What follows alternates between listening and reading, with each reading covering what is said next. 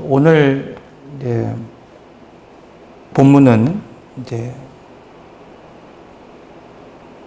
그때에라는 말로 이제 시작하고 있습니다. 그때에 아말렉이 와서 이스라엘과 리비딤에서 싸웠다. 그래서 그때라고 하는 것은 우리가 지난주에 말씀드린 것처럼 물이 떨어졌을 때, 물이 없을 때, 신광야에서 그들이 목말라 있을 때, 그곳에서 지금 고난을 겪고 있을 그때에 아말렉이 쳐들어왔다. 이 말을 하고 있습니다. 영적으로 오늘 우리가 살펴보면 우리가 신앙의 여정을 살아가는 가운데에 물이 떨어질 때, 좀 기근할 때, 기갈할 때, 지쳐있을 그때에 원수인 아말렉이 쳐들어와서 오늘 우리를 더욱 힘들게 하고 괴롭히고 있다는 것을 말씀하고 있는 겁니다. 이처럼 아말렉은 출애굽한 이스라엘 백성들의 그 가장 먼저 그 싸움을 걸어왔던 족속이었고, 오늘 본문의 말씀을 보면 무리에서 뒤처진 약한 사람들, 피곤하여 지쳐있는 그들을 공격했고 그들이 하나님을 두려워하지 않았다. 이렇게 말하고 있어요. 신명기 25장 18절입니다.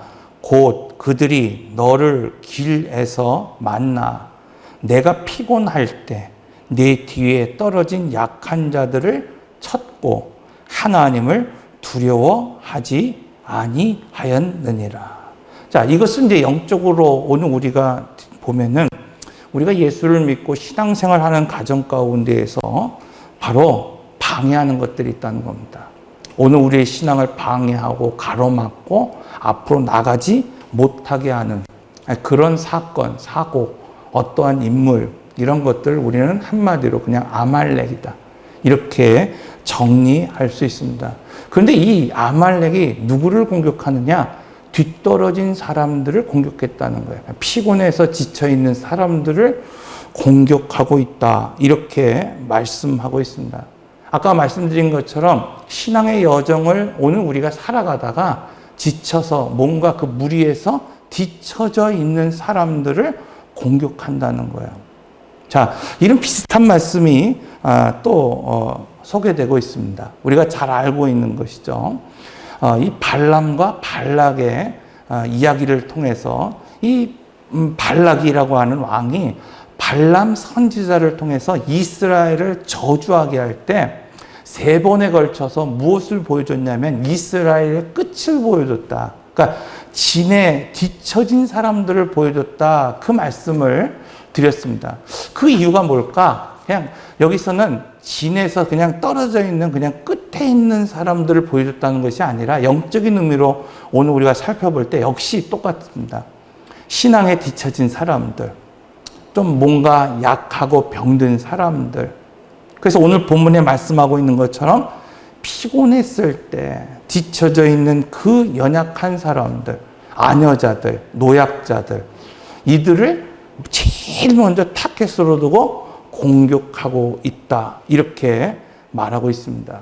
그래서 베드로전서 5장 8절에서 이렇게 말하고 있죠.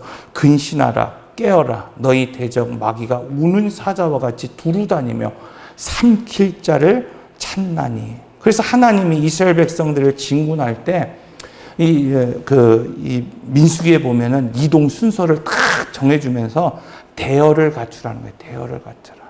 진이 흐트러지지 않게 하라. 그러니까 이동할 때도 진을 갖추어져야 했지만은 이 수경할 때도 반드시 그 진을 유지하도록 말씀하고 있는 것을 보게 됩니다. 여러분, 우리가 군대에서 행군할 때도 마찬가지죠. 무리를 지어서 함께 간다는 게 사실은 쉬운 일이 아닙니다. 지쳐져 있는 그 병사들을 이끌어가는, 막 밀어주는, 또 짐을 대신지는 그 사람들이 없으면은 결국 뒤처진 사람들, 그 사람들이 따라올 수 없기 때문에. 그래서 하나님께서 진을 갖추라고 하는 것은 바로 그런 거예요. 우리 안에는 믿음이 좋은 사람도 있습니다. 그런 믿음이 약한 사람도 있습니다.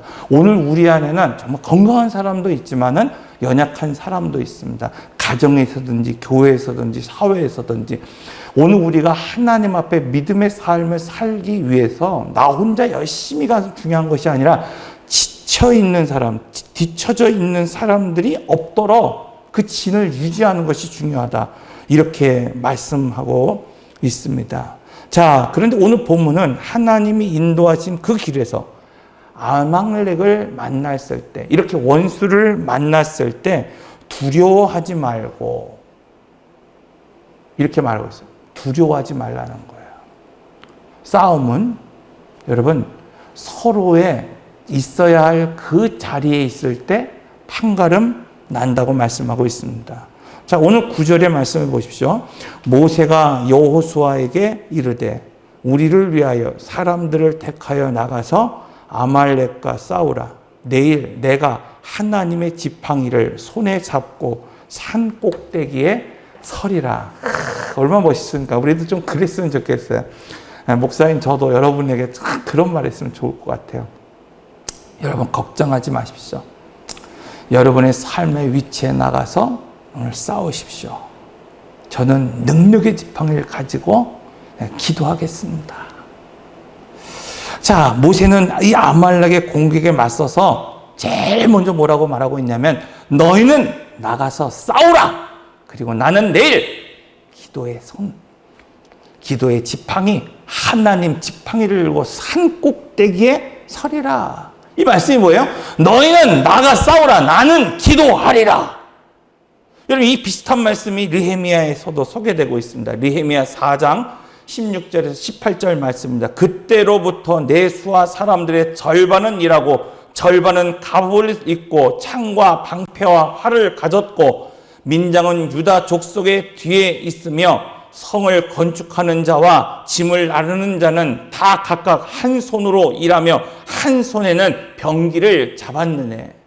여러분, 느헤미야가 52일 만에, 단 52일 만에 이 예루살렘의 성벽을 완공하는 거예요. 그런데 방해하는 자들이 있습니다. 우리가 잘 알고 있는 것처럼 산비아, 도비아 같은 이 사람들이, 이 산발락과 도비아 같은 사람들이 그 지역에 있던 사마리아 사람들이 하나님의 역사를 방해하는 거예요. 공격하는 거예요. 위협하는 겁니다.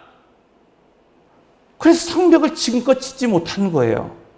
그런데 느헤미야가 외칩니다. 너희는 한 손에는 병장기를 들라는 거예요. 싸울 준비를 하는 거예요. 그리고 한 손으로는 뭐 하는 거예요? 성을 짓는 일을 하라는 거예요. 여러분, 우리가 뭐 집안에서도 작은 일 하나 할 때 한 손에 뭐 다른 거 들고 일한다는 게 쉬운 일이 아니죠.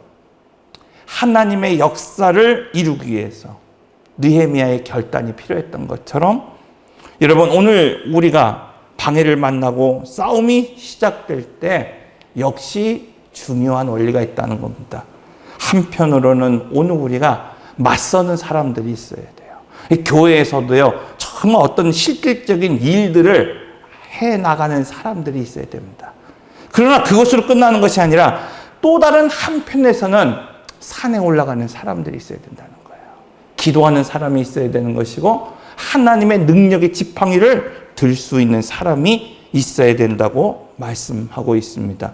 예수님이 죽은 나사로를 살릴 때도 먼저 사람들에게 말씀하고 있습니다. 무덤의 입구에 있는 그 돌을 옮기라. 여러분, 능력의 하나님께서 그 돌을 옮기지 못하실까요? 그런데도 지금 폭풍을 잠잠케 하시는 그 예수님께서 그 사람들에게 말씀하고 있는 거예요. 너희는 먼저 수고하고 애쓰며 그 돌을 옮기라. 그리고 나서 하나님께 기도함으로 나사로를 살리셨다고 말씀하고 있습니다. 예수님이 제자를 부르실 때도 베드로는 온종일 고기를 잡지 못하고 있었습니다. 그런데 예수님이 그를 제자로 삼을 때 뭐라고 말씀하십니까? 너는 온종일 힘들고 지치고 피곤하여 다시 회양하여 온 너지만은 다시 어디로 나가라는 거예요? 깊은 곳에 나가서 그물을 던지라. 그리고 그 말씀에 순종하여 그물을 내릴 때 그 그물이 찢어질 정도로 고기를 잡았다고 말씀하고 있습니다. 또한 역대하 20장에서는 암몬과 마온 사람들이 여호사밧과 전쟁을 할 때 성경은 여호사밧이 두려워 떨었다. 그리고 온 백성과 함께 금식하며 기도했다. 이렇게 말하고 있어요. 그때 하나님이 여호사밧에게 말씀하십니다. 내일 너희는 그들에게로 내려가고. 변한 게 없어요. 마온과 이 암몬의 그 연합군들이 여전히 그곳에 있습니다. 그들을 떨리게 하고 두렵게 하는 그들이 여전히 거기 있는데 하나님 말씀하신 거야. 너는 두려워하지 말라는 거예요. 너는 잠잠하라. 요동하라. 하나님을 믿으니 나를 믿어라. 그리고 너는 뭐라는 거야? 담대히 그 앞에 맞서 나아가라. 이 전쟁에서 너희가 싸울 것이 없나니. 그리고 뭐라고 하냐면 대열을 이루고 서서 그들을 맞서 나가라. 여호와 하나님이 너희와 함께 하리라. 오늘 본문에서 모세는 여호수아에게 전쟁에 나가 싸우라고 명령하고 있습니다. 여러분 생각해 보십시오. 이스라엘은 근 400년 동안 그냥 노예로 있었단 말이에요. 병장기를 갖추고 싸우고 진을 만들고 전쟁을 치르는 방법을 모르는 사람들입니다. 뿐만 아니라 칼과 창 이런 어떤 그런 전쟁의 도구가 넉넉히 있었던 것도 아닙니다. 그런데 모세는 여호수아에게 명령합니다. 너는 나가 싸우라. 여러분 어떻게 그 전쟁에 이길 수 있겠어요? 무기로 준비되고 늘 전쟁을 일삼았던 이 아말렉. 그들이 먼저 선조 공격을 하고 있는데 그 싸움에서 어떻게 이길 수 있습니까? 그런데 여호수아는 자신이 있어야 할 그곳에 아무런 불평 없이 나갔다고 말씀하고 있습니다. 사랑하는 성도 여러분, 영적 전쟁은 각자가 서 있을 위치에 있을 때 이길 수 있는 겁니다. 그런데 중요한 게 있어요. 오늘 전쟁을 싸우는 사람이 있다 하더라도, 나가서 일하는 사람이 있다 하더라도, 성벽을 재건하기 위해서 뭔가 노력하는 사람이 있다 하더라도 결국 싸움은 어디서 결판나느냐? 기도의 자리를 돕는 사람이 있을 때 결판난다는 거예요. 제가 앞서서 그런 말씀을 드렸잖아요. 모세가 아론과 훌 데리고 산 꼭대기로 올라갈 때 뭐라고 그랬습니까? 자, 하나님의 지팡이를 손에 잡고 꼭대기에 서리라. 얼마나 이런 멋집니까? 자, 그런데 모세가 하나님의 능력의 지팡이를 가지고 산 꼭대기에 오르면 끝날 것 같아요. 끝장날 것 같아요. 결판날 것 같단 말입니다. 그런데 그러지 않았어요. 오늘 내용을 잘 읽어보면은 이 말씀을 오늘 우리가 잘 보면은 능력의 지팡이를 들고 있었던 모세가 아무리 기도해도 아말렉이 이길 때가 있었습니다. 아말렉이 이스라엘을 이길 때가 있었다는 거예요. 그때가 어느 때입니까? 손이 내려올 때. 여러분 오늘 우리는 뭔가 능력의 지팡이를 가지려고 합니다. 소유하려고 합니다. 제가 이 고등학교 때 주로 갔던 기도원이 안양에 있는 갈매산 기도원입니다. 거기에 가면은 뭐 지금은 이렇게 철조망이 있어서 개인 사유지라 못 올라가게 막아놨더라고요. 근데 이제 예전만 해도 그런 게 없었어요. 그 중턱에 올라가면 십자 바위라는 게 있습니다. 좀 넓은 이런 바위가 있는데 거기에 가면은 늘 기도하는 분들이 있었어요. 밤새워 기도하고 뭐 비닐을 뒤집어 쓰면서 기도하고 거기에서 그 자리를 잡지 못한 사람들 그 주변에서 같이 기도하는 그 사람들이 있습니다. 그런데 안타깝게도요. 그렇게 은혜 받고 기도하고 하나님 앞에 막 찬송하고 그냥 막 그렇게 그냥 빛난 얼굴을 하는 사람들이 내려오면 싸워요. 내려오면 싸우는 거예요. 내려오면 꼭 기도원에서 싸우는 사람들이 몇몇 있어요. 주차 때문에 싸우는 사람들. 왜 늦게 나오냐는 거죠. 왜 이렇게 주차를 해서 자기가 밤새도록 못 나가냐는 거죠. 내려오면 역시 또 부딪히는 세상의 사람들, 가족들, 어떤 이야기 때문에 다시 넘어지고 다시 불평하고 다시 쓰러지는 사람들이 있다는 것을 보게 됩니다. 여러분 왜 그럴까요? 아무리 능력의 지팡이를 짚고 있어도, 아무리 하나님의 지팡이를 가지고 있다 하더라도 기도의 손이 내려오면 싸움에서 이길 수 없기 때문입니다. 계속해서 드리는 말씀이지만 이 시내산에서 하나님의 말씀을 받았을 때 모세는 산 꼭대기에 있었고 또 나머지 제사장들, 족장들은 어디에 있으면 산 중턱에 있었고 백성은 산 아래 머물러 있었다. 여러분 누가 모세이고 누가 족장이고 누가 백성입니까? 제가 늘 그런 질문하잖아요. 그것은 더 깊은 하나님의 임재 속에 들어가는 사람들. 그러니까 모세가 그 하나님의 임재 가운데 40일 있었던 것처럼 하나님의 임재 가운데 나가는 사람이 모세이고, 그냥 경계를 넘지 않는 사람이 아니라 경계를 지키고 세우는 사람들, 그 사람들이 족장이라는 거예요. 오늘 많은 사람들이 역시 기도의 자리를 찾습니다. 어쩌면 앞서서 말씀드린 것처럼 우리가 그렇게 기대하는 것처럼 소망하는 것처럼 나는 적어도 하나님의 능력의 지팡이를 가지고 있고 소유하고 있다고 자부하는 그런 사람들이 있어요. 나는 적어도 남다른 어떤 달란트가 있습니다. 은사가 있습니다. 이렇게 외치는 사람들이 분명히 있을 것입니다. 우리가 막연히 그냥 능력의 자리라고 여기는 그 십자가 위에 올라가면 응답되어질 거라고 생각하며 살아가는 사람들이 있다는 거예요. 그런데 더 중요한 것, 그것은 단순히 능력의 지팡이를 갖고 산 꼭대기에 서 있는 것이 아니라, 여러분 이 출애굽기에 보면은 이 지팡이라고 하는 단어가 21번이나 나옵니다. 그리고 애굽에서 10가지의 재앙을 통해서 그 능력의 지팡이를 통해서 애굽의 우상과 그 모든 재앙들을 멈추게 하고 깨부셨던 것이 바로 하나님의 지팡이였고, 홍해를 가를 때도 그 지팡이를 들 때 홍해가 갈라졌다 이렇게 말씀하고 있는 것을 보게 됩니다. 오늘날 많은 사람들이 능력의 지팡이를 가지고 기도해야 됩니다. 그런데 더 중요한 것은 사람이 능력의 지팡이를 가지고 있는 것보다 손이 내려오지 않도록 하는 것이 중요하다는 거예요. 오늘 본문은 모세의 손이 우리와 다르지 않다고 말씀하고 있어요. 왜냐하면 그가 아무리 능력의 사람이었고 능력의 지팡이를 가지고 산에 올랐다 하더라도 그 손이 내려오고 말았기 때문입니다. 그래서 모세의 손을 붙잡아준 사람이 필요한 거예요. 오늘 본문의 말씀을 보면 이 영적 지도자의 손이 내려오지 않도록 누가 있었습니까? 아론과 훌이 있었다는 거예요. 오늘 우리는 이 말씀에 주목해야 됩니다.